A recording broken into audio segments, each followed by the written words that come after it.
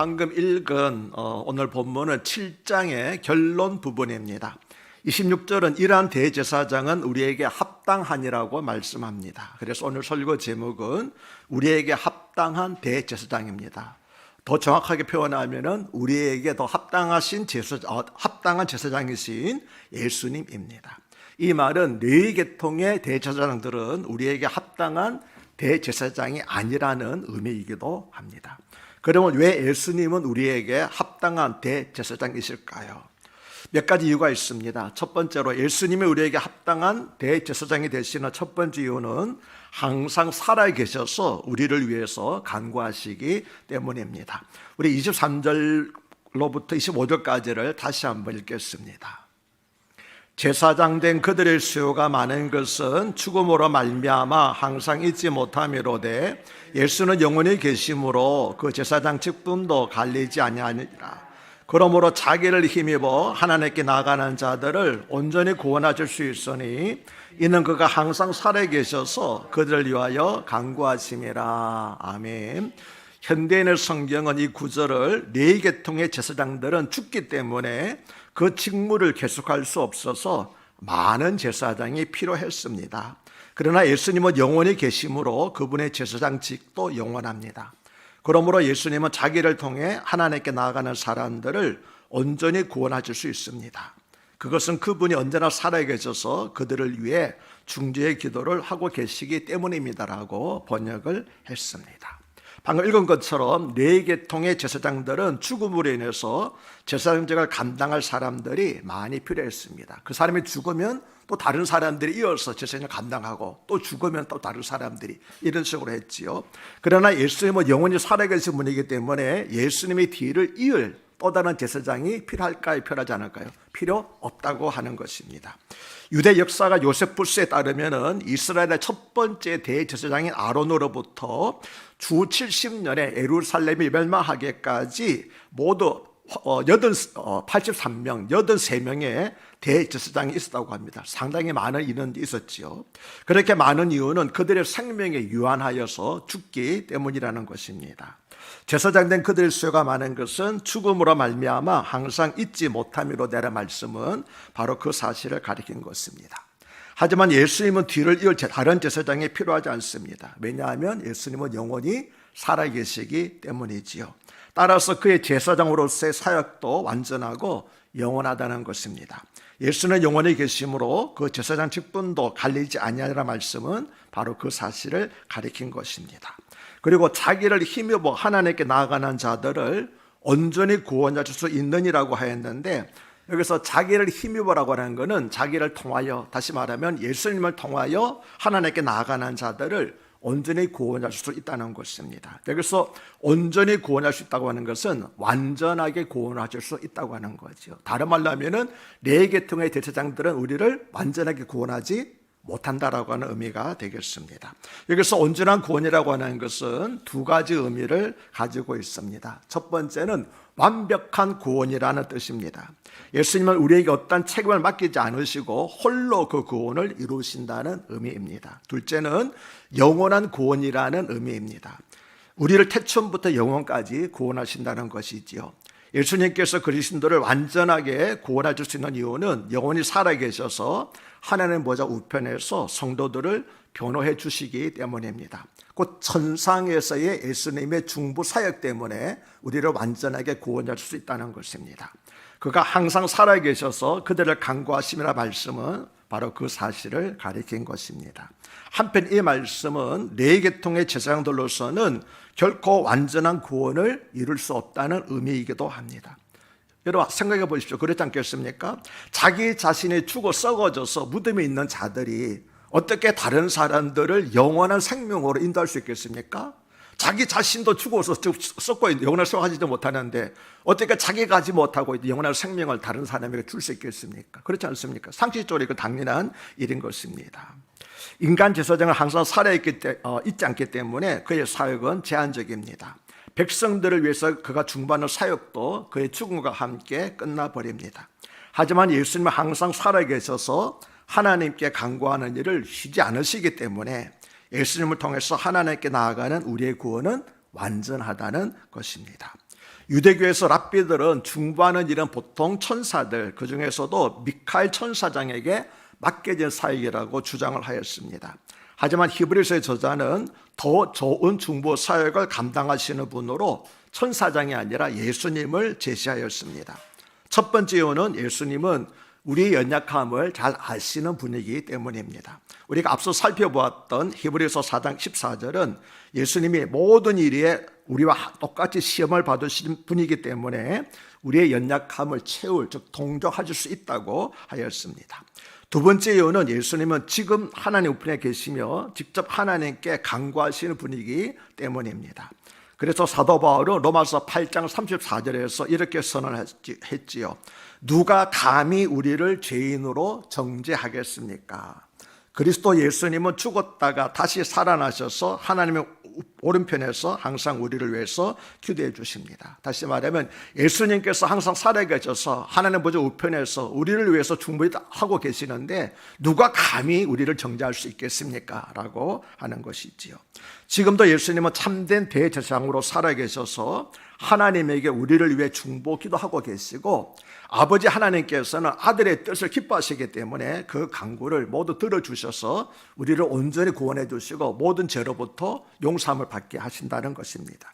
이 사실을 깨달을 때에 우리에게 큰 기쁨과 확신이 있습니다. 예수님의 부활과 승천이 우리와 상관없는 일이라면 우리에게 무슨 유익이 있겠습니까? 하지만 성경은 이렇게 말씀합니다. 예수님은 우리를 위해 살아나셨고 우리를 위해 하늘 지성소에 들어가셨고 우리를 위해서 중보기도 하십니다. 자기 자신 아닙니다. 예수님 자신을 위해 살아난 것이 아니고 우리를 위해 살아나셨고 우리를 위해 하늘 지성소에 들어가셨고 우리를 위해서 지금도 중보기도 하고 계신다고 말씀하고 있습니다. 그 때문에 우리는 이 순간도 죄를 용서받고 기도의 응답을 받고 구원받는 삶을 살아갈 수 있는 것입니다. 아멘. 무엇 때문에요? 예수님이 지금도 살아계셔서 하나님 보좌 우편에서 우리를 위해서 기도하고 계시기 때문에 지금도 우리의 기도가 응답을 받고 우리의 죄가 용서함을 받고 온전한 영생을 누리면서 살아가고 있다고 하는 것입니다. 예수님께서 우리에게 합당한 대제사장이 되시는 두 번째 이유는 예수님에게는 죄가 없으시기 때문입니다. 26절과 27절을 다시 한번 읽겠습니다. 이러한 대제사장은 우리에게 합당하니 거룩하고 악이 없고 더러움이 없고 죄인에게서 떠나 계시고 하늘보다 높이 되시니라. 그는 저 대제사장들이 먼저 자기 죄를 위하고 다음에 백성의 죄를 위하여 날마다 제사 드리는 것 같이 할 필요가 없으니 이는 그가 단번에 자기를 드려 이루셨음이라. 아멘. 여기서 합당하다고 하는 것은 적격이라고 하는 의미입니다. 그래서 세번역 성경은 이 구절을 예수는 이러한 대제사장으로 우리에게 적격이십니다. 그는 거룩하시고 순진하시고 순결하시고 죄인들과 구별되시고 하늘보다 높이 되신 분입니다. 그는 다른 대제사장들처럼 날마다 먼저 자기 죄를 위하여 희생 제물을 드리고 그 다음에 백성을 위하여 희생 제물을 드릴 필요가 없습니다. 그는 자기 자신을 바쳐서 단 한 번에 이 일을 이루셨기 때문입니다라고 번역을 하였습니다. 레위계통의 대제사장들은 먼저 자기 죄를 위하고 다음에 백성의 죄를 위하여 제사를 드렸습니다. 왜냐하면 자기 자신의 죄인이기 때문에 자기가 죄를 용서받아야 했지만 다른 사람들의 죄를 대신 위해서 기도하셨다는 거지요. 대제사장은 백성의 죄를 위하여 대신 속죄제사를 드리는 사람입니다. 그런데 자기 자신도 죄인인데 어떻게 다른 사람의 죄를 대신하여 속죄할 수 있겠습니까? 그는 단지 합당한 대제사장이 오실 때까지 잠정적으로 이 직무를 수행한 대표적인 인물에 불과하였던 것입니다.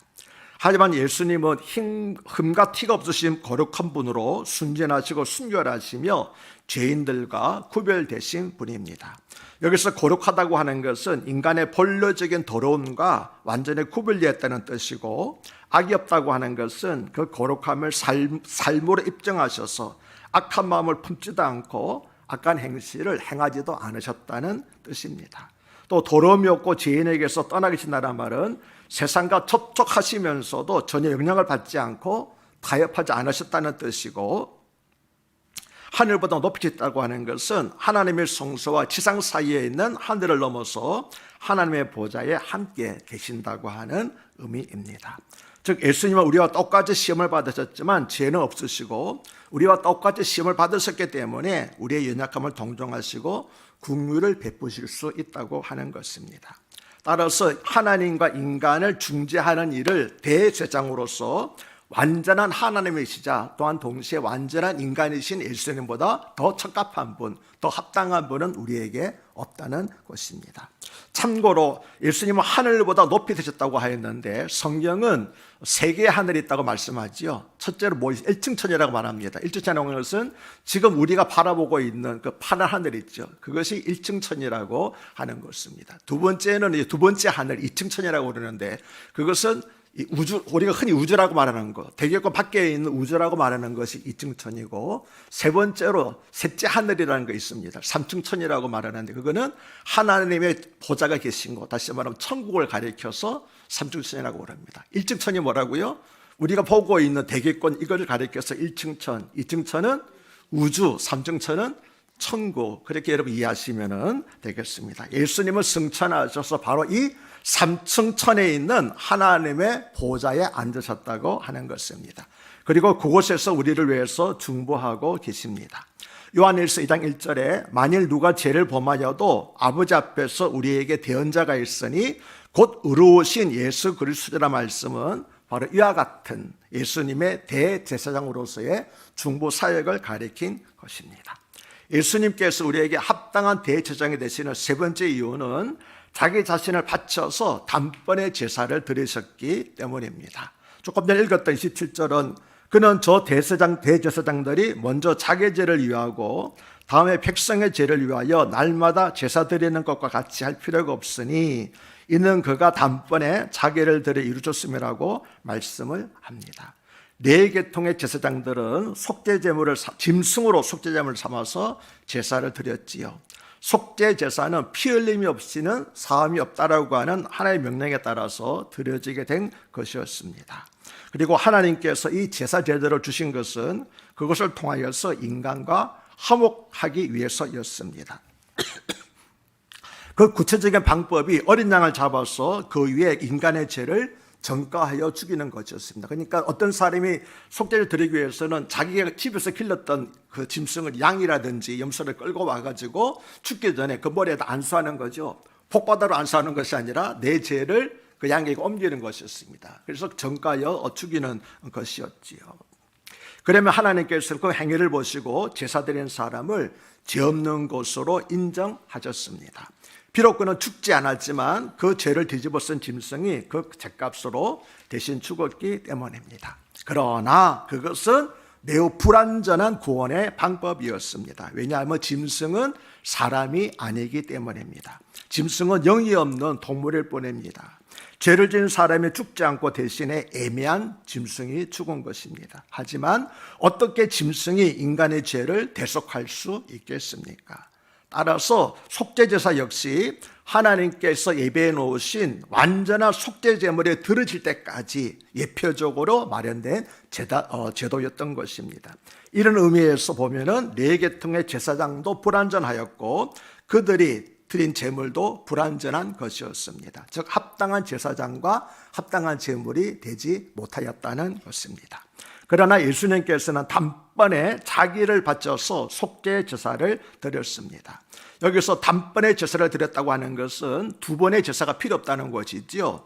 오직 한 번으로 속죄 제사가 완성되었다라고 하는 의미입니다. 아론을 포함한 대제사장들이 드렸던 제사는 불완전하고 비영구적인 제사였습니다. 그러나 예수님이 드린 제사는 완전하고 영구적입니다.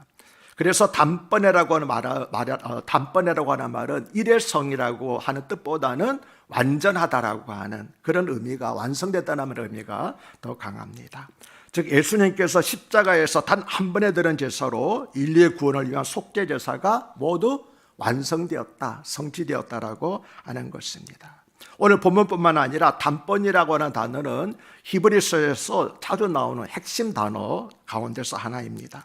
본문의 9장 12절에서는 단번에 성소에 들어가셨다고 말씀하고 9장 26절에서는 단번에 제물로 드렸다고 말씀하며 9장 28절에서도 많은 사람의 죄를 담당하시려고 단번에 들으셨다라고 말씀합니다. 또 10장 2절에서는 단번에 정결하게 되었다고 말씀하고 10장 11절에서는 예수 그리스도의 몸을 단번에 들이심으로 말미암아 우리가 거룩함을 얻었노라고 말씀을 합니다. 그래서 단번이라고 하는 것은 뭡니까? 완전하게 이렇게 하는 그런 뜻을 가지고 있습니다. 구약의 제사가 죄를 범할 때마다 반복적으로 드려졌다고 하는 것은 그 제사로는 죄 삭선 사망이라고 하신 하나님의 공의를 충족시켜 드리지 못했다는 것을 의미하고 있습니다. 또 반복적으로 제사를 드렸다고 하는 것은 제사를 받기 위해 산에게 나오는 사람들을 그 제사로 온전하게 할 수 없었다는 것이죠. 왜냐하면 그 제사로 온전하게 되었다고 하려면 또 나올 필요가 없지 않겠습니까? 그러나 예수님은 단번에 희생자를 들으시되 자기를 희생제물로 바쳐서 속죄 제사를 완성하셨습니다. 히브리서 9장 12절에 그리스도께서는 염소와 송아지의 피로 하지 아니하고 오직 자기의 피로 영원한 속죄를 이루사 단번에 성수에 들어가시느라 말씀은 바로 이 사실을 증언한 것입니다. 예수님은 단 한 번에 모든 사람을 위하여서 온전한 구원을 이루셨습니다. 구약 시대의 대제사장은 속죄를 위하여 염소와 송아지의 피를 사용하셨지만 예수님은 자기의 자식핀의 피로서 단번에 완전한 구원을 이루셨다는 것입니다. 사랑하는 여러분, 우리가 잊지 말고 기억할 중요한 사실은 영원한 속죄와 구원이 단 한 번에 의해서 이루어졌다고 하는 사실입니다. 그러므로 우리에게 필요한 분은 단 한 분이고 그 한 분만으로 족한 것입니다. 그분은 우리의 죄를 대속하여 주신 하나님의 어린 양 예수님이십니다. 우리가 죽어서 하나님 앞에 섰을 때에 이 사람은 죄가 없습니다, 내가 바로 이 사람을 위해서 죽었습니다라고 증언해 주실 분은 바로 우리 주님 예수님입니다. 그러므로 그분의 이름은 우리가 죽는 순간에도 잊을 수 없는 이름이고 죽어서도 놓지 말아야 할 이름인 것입니다. 그래서 사도 베드로는 사도행전 4장 12절에서 다른 이로서는 구원을 받을 수가 없나니 천하 사람 중에 구원받을 만한 다른 이름을 우리에게 주신 일이 없음이라 하였더라고 대제사장들과 장로들 앞에서 선언하였습니다. 여러분 꼭 기억하시길 바랍니다. 우리가 붙잡아야 할 유일한 이름, 그 이름은 예수 그리스도 그분이 있습니다. 우리가 죽어서 하나님의 심판 앞에 섰을 때에 우리가 두렵고 떨리고 있을 때 하나님 앞에 나가서 이 사람은 죄가 없습니다, 내가 바로 이 사람에 위해서 죽었습니다라고 증언해 주신 분, 그분은 바로 우리 예수님이시기 때문입니다. 예수님께서 우리에게 합당한 대제사장이신 되시는 네 번째 이유는 영원히 온전하게 되신 하나님의 아들이시기 때문입니다. 28절은 율법은 약점을 가진 사람들을 제사장으로 세웠거니와 율법 위에 하신 맹세의 말씀은 영원히 온전하게 되신 아들을 세우시느니라고 말씀합니다. 이 말씀에서는 약점을 가진 사람들과 영원히 온전하게 되신 하나님의 아들이 대조를 이루고 있습니다. 여기서 약점을 가진 사람들을 제사장으로 세웠다고 하는 것은 구약의 제사장들은 자기 자신도 죄인이기 때문에 자신을 위해서도 제사를 드려야 하고 결국 자기도 죽어서 제사장직을 영원히 수행할 수 없는 연약한 자라는 뜻입니다. 율법 아래서 사람들은 어쩔 수 없이 자신과 마찬가지로 부족하고 연약한 죄인인 제사장의 사역에 의지해야 했습니다. 사람은 유한한 존재이기 때문에 약점을 가진 이들이 제사장이 될 수밖에 없었습니다. 하지만 이제 예수님께서 영원히 온전하게 되신 아들이자 참 제사장이 되셔서 참된 제물로 참된 제사를 하나님께 드리셨습니다. 28절 말씀에서 우리가 유의할 점은 영원히 온전하게 되신 아들이라고 하는 표현입니다. 왜 그냥 아들이라고 하지 않고 영원히 온전하게 되신 아들이라고 표현했을까요? 그 이유는 앞서 5장 8절 9절에서 그가 아들이시면서도 받으신 고난으로 순종함을 배워서 온전하게 되셨은즉 자기에게 순종하는 모든 자에게 영원한 구원이 되셨다라고 하는 말씀과 연관이 있습니다. 하나님은 하나님의 아들을 그냥 제사장으로 세운 것이 아닙니다. 만약 그렇게 하셨다면 그분은 우리의 대제사장이 되줄 수도 없거니와 합당한 대제사장도 아닙니다. 왜냐하면 대제사장은 죄로 말미암아 하나님 앞에 나아갈 수 없는 인간을 대신하여 하나님 앞에 나아가서 대신 제사를 드리는 대표자, 사람들을 대표한 사람이기 때문입니다. 우리에게 합당한 대제사장이 되기 위해서는 4가지 조건이 충족되어야 됩니다. 첫째, 인간이어야 됩니다. 둘째, 그에게는 죄가 없어야 됩니다. 셋째, 우리의 연약함을 동정해 줄 수 있는 분이 되어야 됩니다.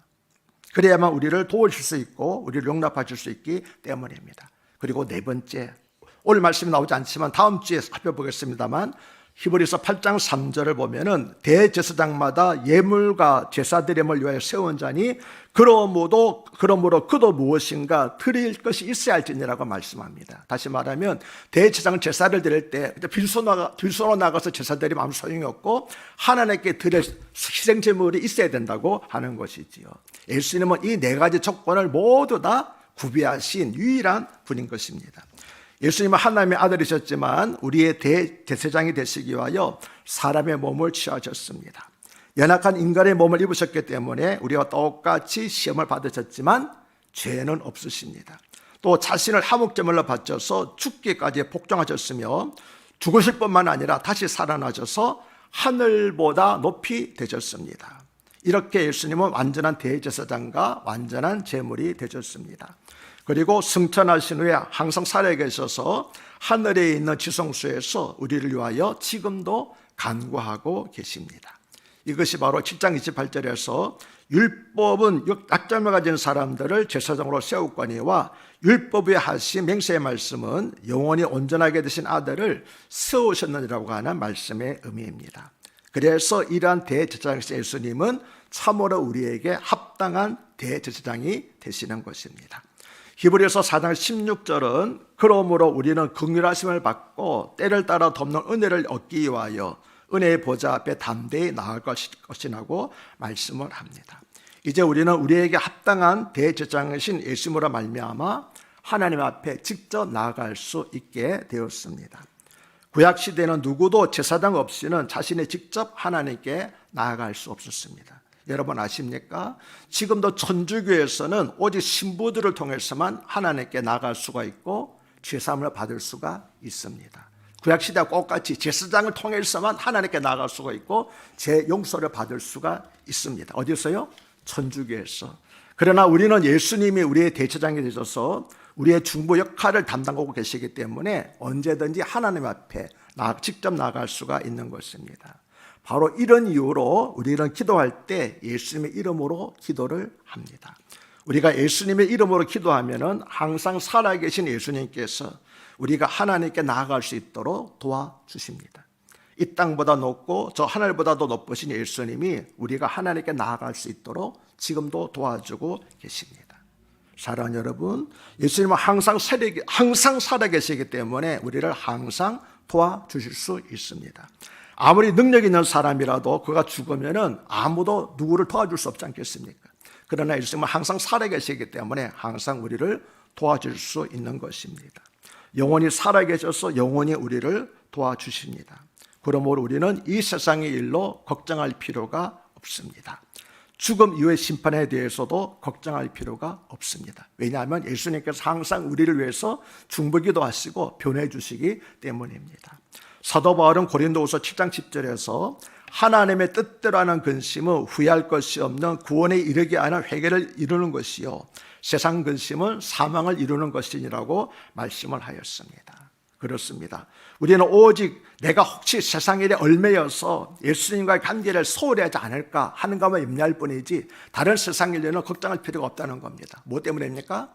예수님께서 항상 살아 계셔서 우리를 위해서 지금도 도와주고 계시고 우리를 위해서 중보기도 하고 계시기 때문에 그런 일로 대해 걱정할 필요가 없고 우리가 오직 유일하게 걱정해야 될 것은 내가 혹시 세상 일에 얽매여서 주님과의 관계가 소홀히 되지 않을까 그것만 걱정할 뿐이라고 하는 것입니다.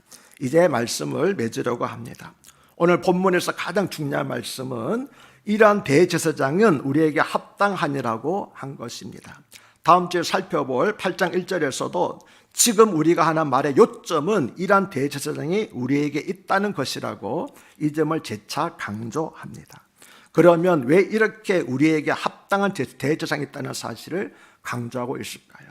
지난주에 제 결론적으로 말씀드린 것과 꼭 같습니다. 왜냐하면 제사장 중심의 유대교로 돌아가려는 사람들이 많이 있었기 때문입니다. 그 사람들에게 그래도 예수님이 대제사장으로서 부족하다는 말이냐? 그래도 예수님이 대제사장으로서 합당하지 못하단 말이냐라고 오늘 말씀을 통해서도 그들에게 묻고 있는 것입니다. 그리고 예수님이 우리에게 합당한 대제사장이 되신 것처럼 너희도 예수님 앞에서 합당한 그리스도인이 되어야 하지 않겠느냐라고 묻고 있는 것입니다. 그래서 사도 바울은 에베소서 4장 1절에서 그러므로 주 안에서 갇힌 내가 너희를 권하노니 너희가 부르심을 받은 일에 합당하게 행하라고 말씀하였습니다. 예수님이 우리에게 합당한 대제사장이 되신 것처럼 우리도 예수님에 대해서 합당한 그리스도인이 되어야 한다는 것이지요. 이러한 대제사장은 참으로 우리에게 합당하십니다. 그렇다면 우리도 주님에게 합당한 그리스도인이 되는 것이 마땅하다고 하는 것입니다. 예수님만 우리에게 합당한 대제사장이 되시고 우리는 멋대로 살아야 되는 거 아닌 거죠. 예수님이 우리에게 합당한 대제사장이 되어주신다면 우리도 예수님에게 합당한 사람들, 합당한 그리스도인이 되어야 한다는 것이 오늘 말씀을 통해서 히브리서 저자가 우리에게 권면하고 있는 것입니다. 다시 말씀을 요약해 봅니다. 왜 네 계통의 제사장으로서는 완전한 제사를 받을 수 없었습니까? 그들은 약점을 가진 존재들이고 영원히 살아있지 못하는 사람들이기 때문에 그들이 죽음으로 말미암아 그들의 중반의 사역도 끝나버리기 때문에 그러나 예수님은 영원히 살아계셔서 살아계실 뿐만 아니라 하늘보다 높은 삼층천에 올라가셔서 지금도 하늘 보좌에서 우리를 위해서 변하고 계시기 때문에 우리가 죽었어도 하늘 심판대 있을 때 이 사람은 죄가 없습니다. 내가 바로 이 사람을 위해서 죽었습니다라고 변해주실 분이 예수님이시기 때문에 그래서 예수님은 우리에게 유일한 합당한 대제사장이 되시는 것입니다. 그렇다면 우리는 이 대제사장이 합당한 대제사장이 되시는 예수님에게 우리도 합당한 그리스도인들이 되어야 되는 것이 합당하지 않겠느냐 하는 것이 오늘 말씀을 통해서 히브리서 저자가 우리에게 들려주고자 한 결론인 것입니다. 기도하겠습니다. 하나님 아버지, 단번에 자신을 들여 구원을 이루어 주신 우리 주님을 찬양합니다. 예수님을 힘입어서 하나님께 나가는 자에게 온전한 구원을 주심을 감사드립니다. 온전하고 영원한 구원의 확신 속에서 어떠한 시험과 유혹도 이기게 하여 주옵소서. 우리 주님께서 내 인생의 주인이 되어 주셔서 나의 삶을 다스려 주시옵소서. 우리에게 합당한 대제사장이 되시는 예수님의 이름으로 기도합니다. 아멘.